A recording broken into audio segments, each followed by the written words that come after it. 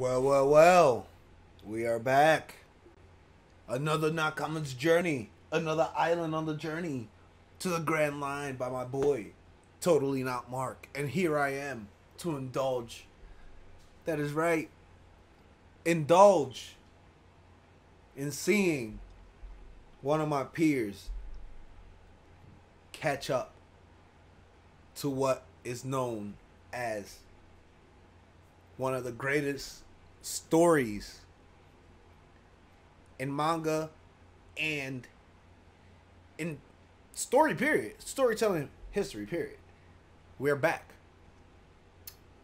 Amazon Lily, Impel down. There's nothing to discuss. There's nothing to talk. I'm here to watch. I'm here to react. I'm here to see what my boy thinks of these two islands, of this arc, and see where his mind is at the end of it all. Let's continue the Nakama's journey for my boy Totally Not Mark. Mark, take it away. Alright, get this video getting out of this sunlight. Here we go. I don't know how Oda does it, but he seems to more often than not make the absolute most out of every situation he places his characters within. Every scene, every encounter, and every single set piece serves the story and makes it all so incredibly interesting and fun to read through. After the heartbreaking, tension-filled excitement the last arc ended on, I was sort of anxious to see how the narrative was going to progress, but it just keeps getting better and better. From the vibrant vistas of Amazon Lily to the cramped corridors of Impel down, the tension of the occasion mixed with the exemplary storytelling Oda flexes on chapter by chapter is a feast for the eyes and the mind. And in this video, I will be attempting to describe how unbelievably exciting and fantastic these arcs are. So, without further ado, I'm Totally Not Mark, and these are my first impressions. Let's go! It's about that time!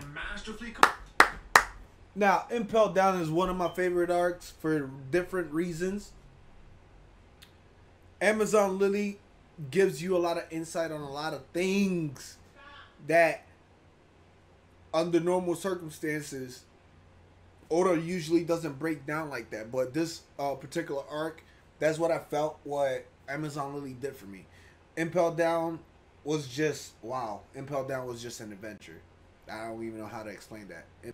The arc surrounding Luffy was, I found, uniquely engaging, and once I finished what this arc had to offer, I was very impressed with what it did for the story. Not just because it exposes some very interesting and eye-opening lore that I will most definitely be discussing later in this video, but it also provided ultimately decide he needs to save his brother from his doomed fate first. For the first time since the very first chapters, Luffy is very much alone, having cultivated an endearing and loving crew of friends to surround himself with against all odds for the last 500 some odd chapters. This arc opens with Luffy flying through the air before landing deep in the jungle of Amazon Lily Island, completely isolated. Which, firstly, I would like to question the allegiance of Kuma as a warlord of the sea, or if he is in fact doing what he was told to do by sending him there. Maybe it's important for Luffy and the crew to remain alive, but to be very, very separate. But anyway, the first opening chapters and challenges that Luffy is presented with on this unfamiliar island, that we, or at least I, got a very different feeling while going through it. There's a sort of off-balance and desperate feeling that paints Luffy's every effort, and that's one of the strongest attributes this arc has working in its favor: its goal. This story acts as an immediate continuation to the horrific events that took place in the archipelago a mere chapter ago, and follows Luffy as he tries to find and regroup with his crew with an incredibly lonely air to the occasion towards the beginning. And the notion of being able to regroup with his friends is made all the more possible due to one fantastic mechanic being brought back to light: the life papers in his possession. Ace back towards the archipelago, and Aces directly towards his location in Impel Down. Instead, needs to deal with his family, and it's down this path through both this arc, Amazon Lily, and Impel Down I like that we begin learning more and more about Luffy's family and his past. But I'm getting a little ahead of myself. In trying to formulate a plan, I like the way he worded that. I like the way he worded that. The crew at the archipelago, we see Luffy incapacitate himself by eating the wrong sort of mushroom by a group of women native to this island. They bring him back to their village thinking that he too was a woman. However, once they remove the last mushroom from his body, to their surprise, He's a man. I'm not exactly sure if this is relevant here, but while I was learning about and being exposed to the culture and word or name as a key character. Maybe it has some significance moving forward regarding Goldie Roger, but maybe it doesn't. I don't know. It's just money. As the story progresses, there's a fantastic piece That's of your money, huh? character writing on display once Luffy regains consciousness within the tribe. The very first thing he asks about once he comes to is about his friends, and the second is his hat, subtly showing his personality traits and priorities as a character that I really enjoyed when I noticed it. However, once he wakes up in a confusion, he starts demanding information before breaking out, taking with him the very girl who replaced the clothes he was wearing with his new ones. Nice, flowery new ones. Specifically, he takes her because she has the life paper he needs to find where he needs to go next. Oh, which yeah. is a beautiful means of interweaving the plot with the characters to force them into believable circumstances, allowing us, the audience, to learn more about this girl without it feeling forced. This arc works ridiculously well in that regard too. The motivations, decisions, and interactions that take place therein feel so perfect and real. And I think that's because there are so few things to keep track of in this arc when you compare it to all the rest. Oh, yeah. Luffy. One thing to say is, because he's already saying it, is that a lot of things were wrapped up for the first few arcs. So that's really why this arc is so good as a standalone. Like a sort of filler in a lot of aspects, but it really isn't, and I can't stress that enough. You see what I'm saying? The best setup arcs in the entire series. And during these innocent interactions between Luffy and this girl, Luffy learns of Ace's fate, and she learns that Luffy isn't anyone to be scared of or wary of anymore. And that one of the only ways off the island is on a particular ship. Yes. This extravagant character becomes the extravagant. A vice admiral that goes by the name of Momongo arrives to summon Hancock to Marineford. Hancock. Apparently, all the warlords of the sea are expected to be on hand for Ace's execution, and those that do not attend will have their titles revoked. So, yeah, she's a warlord of the sea apparently, which is awesome. And her introduction in this scene is fittingly impactful, flat out refusing to fight in the impending war, and informs the Vice Admiral that not only will she keep her title and privileges, but she will also take his cargo and treasure. Which, I mean, come on, it's a pretty metal move. It's revealed that she has the devil-fruit ability to turn those that find her attractive to stone. The Vice Admiral prevents this from happening, however, by stabbing his own hand. Badass! Chad vibes from this movie. Super Chad vibes. Badass. Gives her just 2 days and actual wait in the harbor.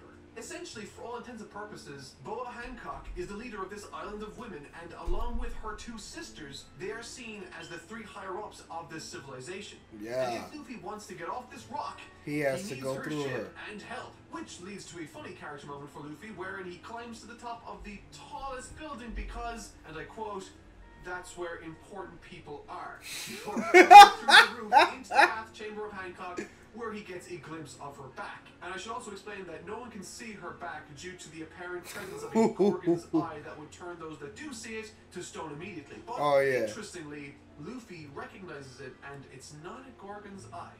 However, in all of this confusion and shock, Hancock tries to turn him to stone, but it doesn't work. Effect on Luffy. His face, he's like. Character writing being world apparently. But easily the most interesting and eye-opening part of this arc for me is the hockey. Has to be this scene.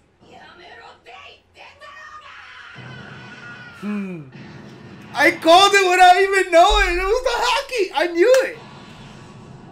Changes everything. Hinted at throughout this series, but what Luffy demonstrated here, shutting down a crowd of people, is something I've only seen with Shanks before. And which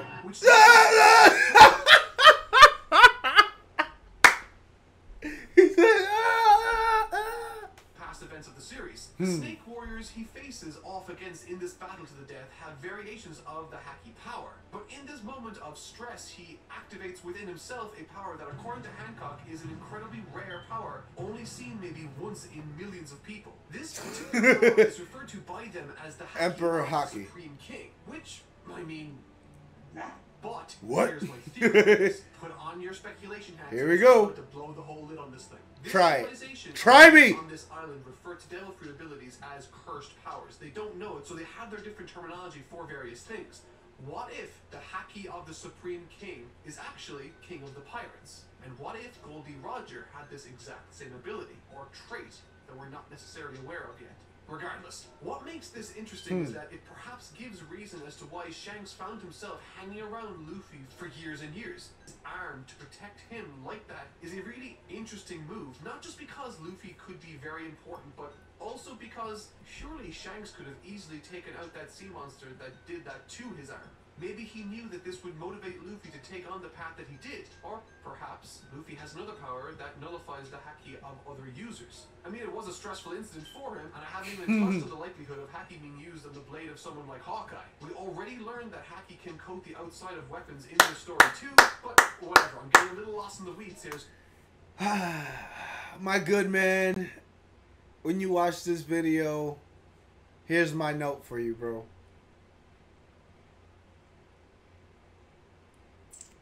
Everything will be explained in the arc that you're reading. A lot will be explained in the arc that you're reading. And then some will be explained in the following arc. So you are onto something. I'm not going to say that if you're right or wrong, I'm just going to say you are onto something. For speculation, my favorite aspect of this story is how subtle it is when it comes to informing us of Luffy's current predicament and mindset. Throughout his time in Amazon Lily, he's found himself in various circumstances where he misses individual crew members. Not just from a friendship point of view, but also a utilitarian point of view, painting for us a much more solemn picture of Luffy's predicament, while also reinforcing the notion that he's only here because of the crew he built around him, using all of their strengths in conjunction with his own to get where they did today. And so while stumbling and bouncing around from place to place in Amazon Lily, he finds himself eating bad food that Sanji could have prevented, himself failing to build a means of sailing away that Frankie could have provided. He realizes that even if he did sail away, he'd have no chance of finding where he needs to go because Nami's navigation is something that he cannot do himself. And that is right. Faced with hurt or injured friends in this story, he makes mention that Chopper would be invaluable in this instance. These are really nice bits of subtle emotional writing that keeps the crew at the forefront of our minds and puts into perspective for us how much they mean for him and the story. As a short tale, it does well in establishing characters to care about while hinging it all on our fuck these dudes. Character. For instance, the main point of contention in this arc comes as Luffy fights the two Snake sisters after Hancock turned Luffy's friend and the other two tribeswomen to stone after they vouched for him and his good intentions. And so once Luffy wins the fight, while also protecting the marks on their backs from the audience watching, he puts not only the sisters he's fighting in their places, but also puts Hancock in a really difficult situation. As explained within her backstory, she finds it incredibly hard to trust most people, specifically men, which, once we do hear her story, is understandable given what she's gone through. And before I get any comments about it, I know I'm not mentioning Fisher Tiger, there's just too much stuff to go over in this particular He said, I know I haven't mentioned Fisher Tiger. Yeah. Her backstory was really, really interesting, but essentially she and her sisters, as well as thousands of slaves, were freed by someone that climbed the red line with his bare hands, and that person was called Fisher Tiger. I have no idea who this person is, and I certainly have no idea what implications he might have for the story moving forward. But in one last effort to expose Luffy as a selfish person, climbed a wall with his goals, bare she hands. offers him a dilemma. Either she can take him to where he needs to go to save his brother, or she can return those women who stood up to her on Luffy's behalf back to normal. And after an entire arc of following Luffy experience what it's like to be alone, isolated from his comrades, he chooses without hesitation, and with a relieved smile on his face, for her to save the three women. And the very fact that that was such a non-issue for Luffy honestly had me welling up while I was reading. It's a beautiful moment.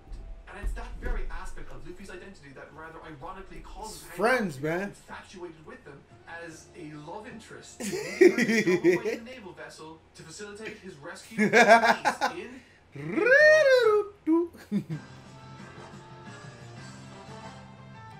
Hey, Buggy. So tell me, does he give you nice doggy biscuits when he wants you to play fetch? And you, all buck, no bite. Oh, buck. You're not funny. You're not funny. Bon Clay. This is probably the most narratively dense arc in per volumes read. But despite this, it's actually an incredibly simple story filled to bursting with character, compelling teams, and a very real sense of tension and dread that builds up until the very end, wherein it meets a very satisfying crescendo. But not the main crescendo. Not the main crescendo. Said, this arc is incredibly dense and detailed, so in order to protect my sanity, I've decided to split it up into 4 sections. So let's get it. Section 4? 1, Getting to Ace. Okay. For all intents and Let's purposes, see. the Impel Down arc of One Piece is a We gotta see what you talk about. story, during which Oda, as per the usual, establishes the area by way of maps, careful scene selection, and brute force. And what I mean by brute force is, Luffy ends up causing so much trouble in this damn building that everything gets thrown at him. He accumulates to his side during this jailbreak. Still stands. Stuff goes down in this arc.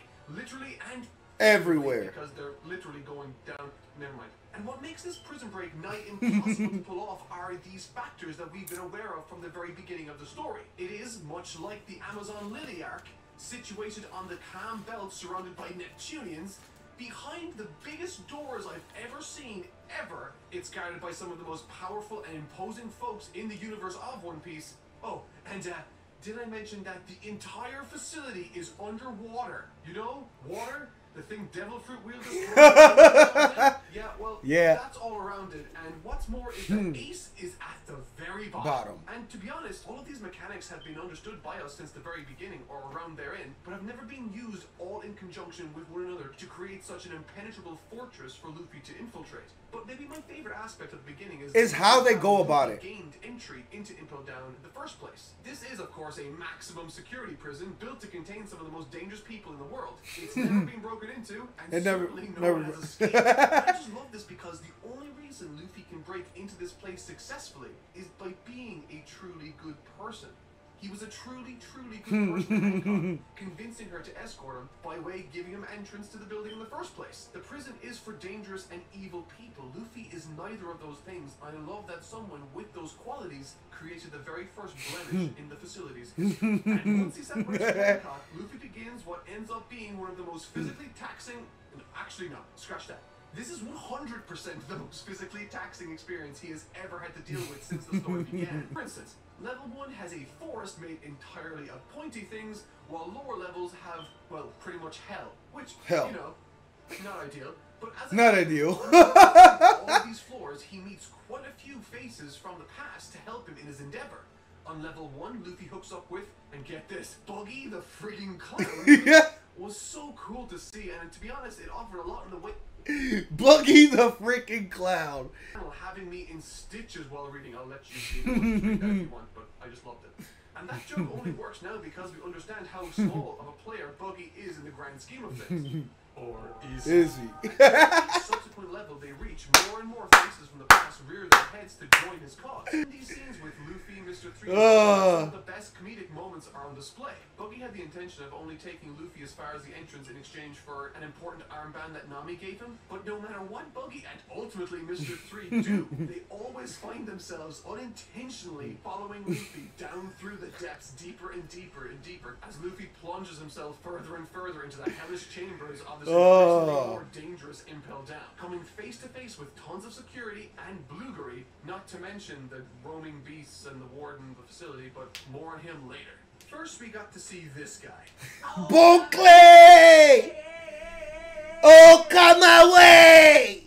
The charming, beautiful Mr. 2. To be honest, this section of the story had ingenious use of Buggy, Mr. 3, and of course, Bon Clay, both musically and narratively, providing so much entertainment and substance to the overall story. Oh, this was fucking great. A very different and unique team for Luffy to surround himself with, which again only happens because of who Luffy is as a character. Because of who Luffy is, all of these one-time enemies find themselves either having to or wanting to follow his lead, which on its own is a nice touch. But because we've already spent so much time with the established Straw Hat cast, it's a nice change of pace seeing how all of these new powers bounce off each other through the various and intense challenges. There's curious moments where Luffy's hacking might have even been used in number of times against animals in the building. So much is happening, I don't even know how to contain myself or process it. Oh, and they take down a Minotaur that looks kind of like a cow too. More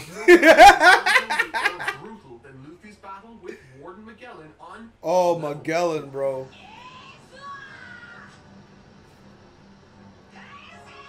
Give back Ace. Oh, yeah.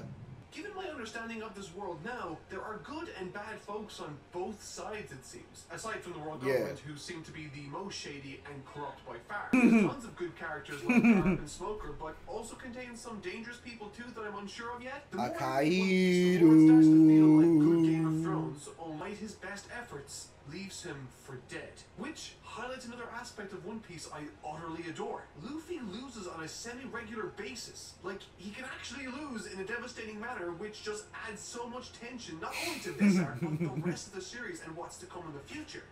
Ace's situation. For the most part, Ace hasn't played a massive role in the main story until this saga.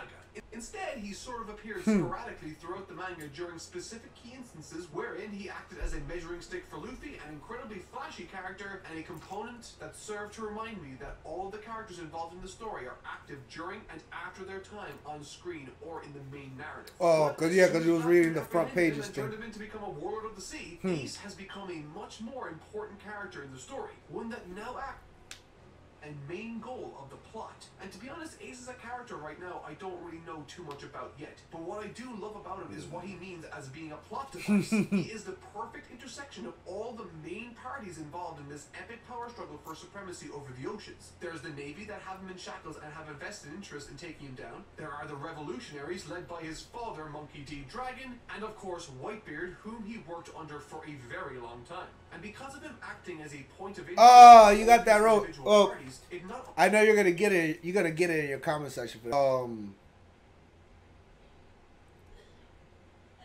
The Battle of Marineford is gonna clear that up for you. Only serves to be an interesting and somewhat illuminating scene between Ace and his grandfather Garp, as Ace himself lies. That's all I can say.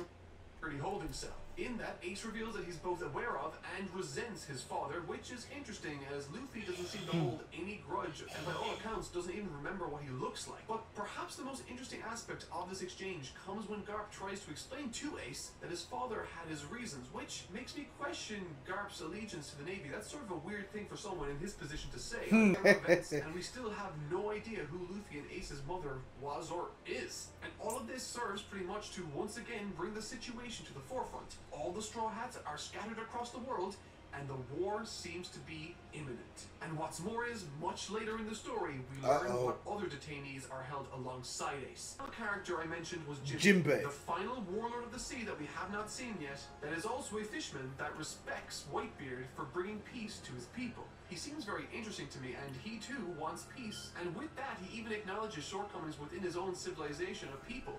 And later on in the story, apologizes on behalf of Arlong, which is honestly kind of crazy to think about. And combining that with the fact that the Whitebeard pirates are making a move on the Navy, Kaido, another emperor of the sea, is making moves to take out Whitebeard. You got it. While this Shanks is trying to stop Kaido. I still don't know what Shanks' goal is here besides trying to maintain peace. Is there a reason why he's trying to maintain peace? I wonder if he might have more skin in the game than we might realize. But yeah, there are tons of things to consider going on in the wider world that aren't yet connecting to the immediate story, so I thought I'd throw them all into this section so that I wouldn't get bogged down in the details. Boom. I can't wait Doing for well. to go down. Something you did well. Is definitely That's how you do it. Luffy's recovery.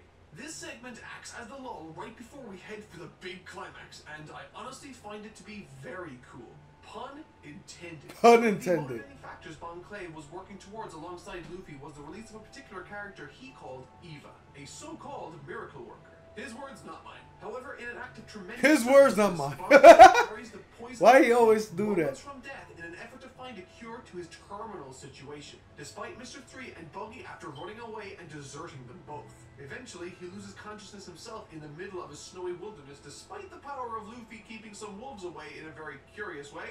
I guess that's his hacky power once again. He's getting better at that. But once he's getting better at that. We are introduced to a new area within the prison wherein a vast variety of freedom fighters and former prisoners find themselves. After creating a small civilization within these self-made crawl spaces between floors 5 and 6 of Impel Down. There, Bond meets Eva, the person who saved them and put Luffy Oh, into yeah. potentially survivable The drag state. walkers. But what makes by far the most compelling part of this section comes during the window of time within which Luffy's body is in agony fighting off the effects of the poison. For hours and hours on end, he is screaming in unbelievable pain. But despite doing so all through the night, Bon Clay stays with him outside his door, cheering on his efforts to beat this thing. For 20 hours. Despite Bon Clay at the time thinking and believing that Luffy only had a 2% chance at the time of survival. Man! The treatment required Luffy to take 10 years off of his life, which just makes me all sorts of anxious. And even after expelling all the poison from his body and eating an ungodly amount of food, he still is incredibly fatigued. However, once again, thankfully, Eva increased adrenaline. Only once it wears off in 24 hours, he will crash hard. So, looking forward to that. But I think the takeaway from this scene is just how much of an awesome character and all-around great guy Bon Clay is. But anyway, bottom line... No, Bon Clay's an amazing person. Still have some time. I love Bon Clay. Okay, they are too late. Ace is already being excluded. Getting out again. This section is my favorite part of the story and is by far and away the most dense. The craziest. Of the many aspects working in this section, Everything bobs and weaves perfectly. And once established, as an audience, we wait to see how the story progresses with these and interweaves them into the narrative. However, despite arriving too late to spring his brother from prison, he still has the chance to grab him before they take him to Marine Fort. But they need muscle. They need more help than what they currently have in order to even get out of this underwater bunker alone. However, thankfully, the area they find themselves within isn't exactly short of talent. True enough. Also, where does he get these cigars? Never mind. And while the epic action of Team Luffy, as they barge their way through the various floors in the compound, Shiryu, the dangerous and corrupt jailer from before, gets the attention of one of the officers in the prison and convinces them to let him go, to let him help them to regain control of the facility. Naturally, they oblige, but okay. As it happens, despite all the warlords supposedly being ordered to be at Marine Fort, Blackbeard is missing when suddenly... Uh-oh. As Luffy is holding off and trying to defeat one of the officers of the prison on level 4, out of nowhere cuts in Blackbeard, wiping everyone out. Wow. Blackbeard pretty much fills Luffy in on what he's done to his brother, causing Luffy to land a massive hit on the pirate, leading Blackbeard to remark that he's stronger than he thought and that his haki is stronger than it was last time too. With Hancock being taken aback when Luffy demonstrated his haki power. This is interesting. But what makes this interesting to me is that becoming a warlord of the sea was important to Blackbeard before, yet coming here I would think means that he forfeits that title. So why is it okay or important to forfeit the title in this instance? Perhaps it's something warlords are privy to that others aren't maybe, that he already saw and doesn't need to see anymore. Shiryu seems to be also in on it too. I mean, he did let Blackbeard slip right by him at the top floor. Regardless, something big is happening here and Blackbeard says as much, stating that in a few hours they are going to, and I quote, put on a show that will shake the world. And with that, he walks past the young pirate. He is not after Luffy in this instance. Wow. I am interested. Some amazing teamwork combining the powers of the Wax Fruit with Luffy's abilities for both defensive and offensive purposes. It created a stunning action sequence and a fantastic redemption moment for Mr. 3. But all is still not well, as despite reaching the top of Impel Down, and even after Jinbei uses his abilities to get them into the ship, not come away! Escape, as once again, the massive gate won't open unless switched open from within the facility. Ooh. Oh wow. This story, man, that's right. Bon Clay, Yeah. the absolute mad lad, saves the friggin' day again by being just an absolute genius and a selfless person. This made me cry, bro. I'm not gonna lie. Like, the first time I saw this with Mr. 2, that really hurt me. Like, I was Man. Just how ridiculously fun this climax was. From the teamwork to the commandeering of ships to even whale sharks summoned by Jinbei. All the while having to think in the back of our heads that Blackbeard's after being taken out by this poison guy, which apparently is okay to him. What? And also the poison Magellan guy is on his way up to stop them in their tracks before they leave there and then now. It was a stunning masterclass in writing, ending with a very bittersweet finish as Bon Clay sacrifices himself to let them run free. And that's when we see this. There's not much time left. You know, before I started reading One Piece, I mentioned that one of the only aspects of the story that I knew about before diving in was the One Piece treasure itself. And like many of you, I would imagine, I was incredibly worried that the treasure would be something like the friends they made along the way or something. But given the journey we've been on with the characters in this series, I almost wouldn't mind if it was. And that's how good that is. His story I is almost so wouldn't good, mind if it I was. feel like he's earned the ending of the friends they made along the way was the treasure. And I can already hear you typing down below, I know that isn't the One Piece treasure itself, I'm just saying. I'm very aware that Oda cleared that up himself a long time ago. All I gotta say is... All I gotta say in this regards is that Oda's a beast. He's a beast. He knows how to write. He knows how to make plots. Not too many artists get this praise universally by almost everyone who reads the source material, who watches One Piece. It's brilliant writing. It's brilliant writing. It incorporates the soul of shonen, but it also brings a lot of different aspects of real world building and real world material into this world. Like, crazy amount of world building. Like, insane amount of world building. Like, super insane amount of world building. It's to the point where you want to be in these worlds. It's to the point where you get attached to these characters. It's to the point where you get attached to characters that are not even on the screen. You're asking questions. Where are this person? Where is that person? Overall, the Battle of Marineford, I think, is going to mark an everlasting impression. No pun intended, Mark, on you. And I can't wait to see next week your personal opinion on the Battle at Marineford. With that being said, guys, I'm going to leave it at that. I hope you guys enjoyed the video, enjoyed the content. Please make sure you hit the follow, the sub, the share, like always. And we will be back next week with more Nakama's journey. Totally not Mark's journey. Let's get it.